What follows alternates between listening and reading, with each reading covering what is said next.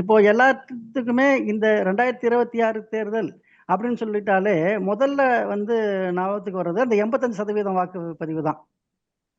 So இந்த 85% வாக்குப்பதிவு எஸ்ஐஆரால வந்ததுன்னு சிலர் சொல்றாங்க. இல்ல முதல் முறை வாக்காளர்கள்னாலன்னு சொல்றாங்க. 3வது வந்து இல்ல தாவேகா விஜய்னால தான் இவ்ளோ டர்ன் அவுட் நடந்தது அப்படின்னு சொல்றாங்க. இத நீங்க எப்படி பார்க்குறீங்க? இந்த 3 விஷயமே உண்மைதான். 3மே மிக சரி. எல்லாருமே 33% 3 பேருக்குமே 3 விதமான பங்கு இருக்கிறது. இந்த வாக்குகள் சதவிகிதம் உயர்வதற்கு. முதல் முறை சார் வாக்காளர்கள் எழுச்சியாக வந்திருப்பது அது ஒரு காரணம். விஜயின் வருகை அது ஒரு காரணம். மற்றொரு காரணம் நீங்கள் சொன்னதுதான்.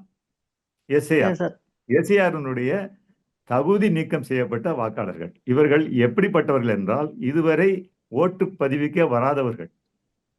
நீங்கள் பார்த்திருப்பீர்கள் 65% முதல் 68% வரைதான் தேர்தலில் வாக்குகள் பதிவாகிக் கொண்டிருந்தன இதுவரை.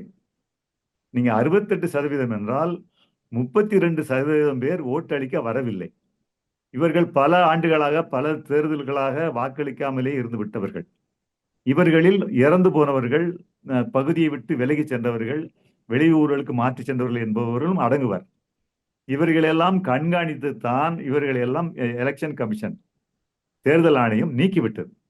இவர்கள் ஓட்டு போட பிரயோஜனம் இல்லாதவர்கள் என்று கருதி அவர்கள் நீக்கிவிட்டார்கள்.